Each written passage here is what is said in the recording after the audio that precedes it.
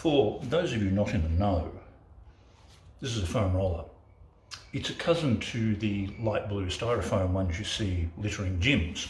It's a little bit different. It has these very, very hard protrusions on it, but it's supposed to do basically the same thing. So when you go into a gym, you will see all these things scattered in a corner.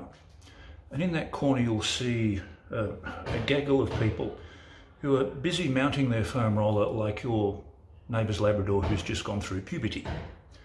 What will happen then is that serious people will go off, exercise for an hour, and they'll come back and these people are still engaged in some sort of post-coital embrace with their new blue best friend.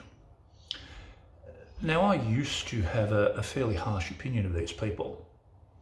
Now, that deserves correction. I still have a fairly harsh opinion of these people who spend endless amounts of time doing what in exercise science is called Prehab. It's not actually exercise. People presume it is exercise, but it is not. What these people would be better off doing, instead of humping their new blue bratwurst, is to actually head off into the weight room, pick something heavy up, put it down, or head off somewhere else, move themselves around. They would get much greater benefit out of that than what they're doing. I might also add that there's very, very little evidence that foam rolling does anything within the literature. And you might say, well, but you've got a foam roller.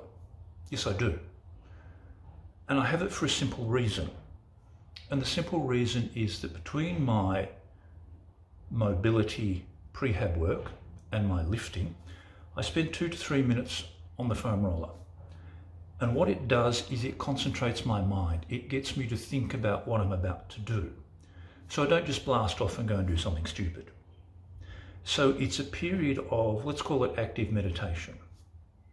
And you might ask, what is the relevance of this to trading? And here's the nexus. So instead of thinking foam roller, think charting package.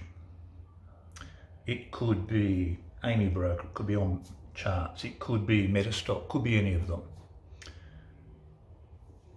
Traders are, by and large, much like people who play with their foam roller.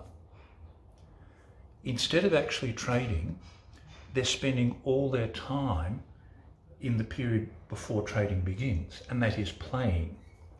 To use an analogy, think of it this way. If you have 2 tennis players, before a match begins, they'll either toss a coin or spin the racket to decide who either serves or receives. The game then starts and the match proceeds for however long it takes until its conclusion. Do you think that during that match that players are thinking, I really should have gone home and downloaded videos from the internet on how to toss a coin or how to spin the racket? But that's precisely what people who are obsessed with trading packages do. They spend all their time downloading bits and pieces that they can add to their package. They go onto forums and they listen to people argue as to whether a given indicator should be 13 periods or 18. I've even seen people on forums argue that a given indicator should be a given colour because any other colour is apparently an affront to God.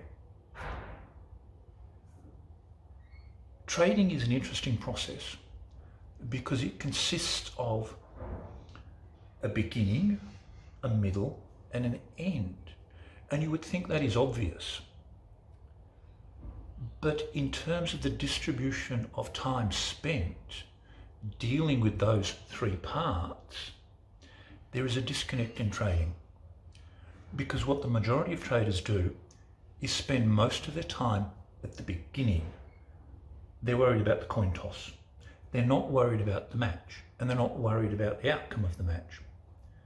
You see, trading is divided into, I get a signal, I take the trade, forget about the charting package completely. Don't play with it, don't turn it on, don't change the colours, don't download shit for it. Stop. You then spend the bulk of your time considering your interaction with the trade. What will I do if it goes up? Heaven food, what will I do if it goes up an awful lot? What will I do if it is, say, a repetition of Vulcan? which has an explosive move over a very, very short period of time. And what will I do if instead of it going up, it goes sideways? Or what will I do if 10 minutes after I bought it, it goes down? You see, that's the match, and that is the important part of this game. It is not playing with the thing that comes before the game. Now, I understand why people do this. In part, it is insecurity. It is an attempt to remove the opacity of the market. It is this thinking that if I somehow generate the right combination of indicators, the right combination of magic bits and pieces, the right combination of star signs, the package will tell me precisely what will happen tomorrow, next week, next month, next year, and I'll never need to worry. What people always fail to understand is that a charting package is retrospective, it is not prospective, it never can be, because the only data you have is past data. You never have future data. So what you need to do is to spend the bulk of your time worrying about how you're going to deal with this uncertainty. How are you as an individual, as a trader, going to cope with the fact that the moment you enter a trade, it doesn't matter what it is, you have no idea of what the outcome of that trade will be. None whatsoever. I don't care what the Gann or Elliott wave or astrology idiots say. They have no idea. No one does. The future is denied to us and always will be.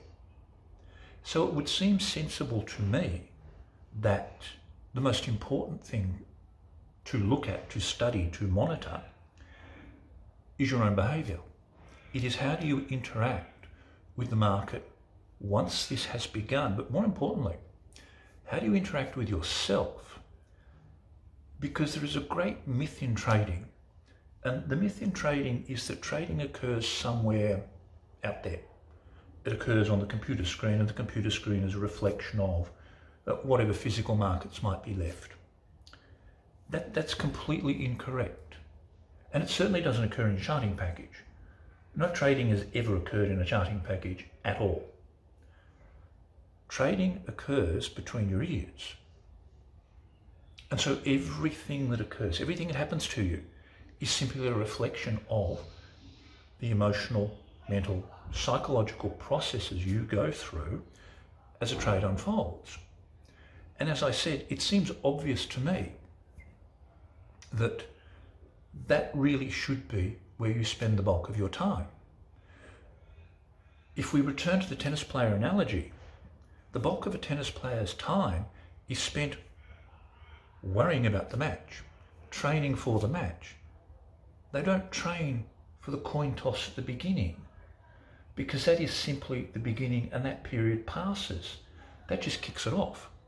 And once it's kicked off, it's entirely in your hands as to how you respond to what happens next.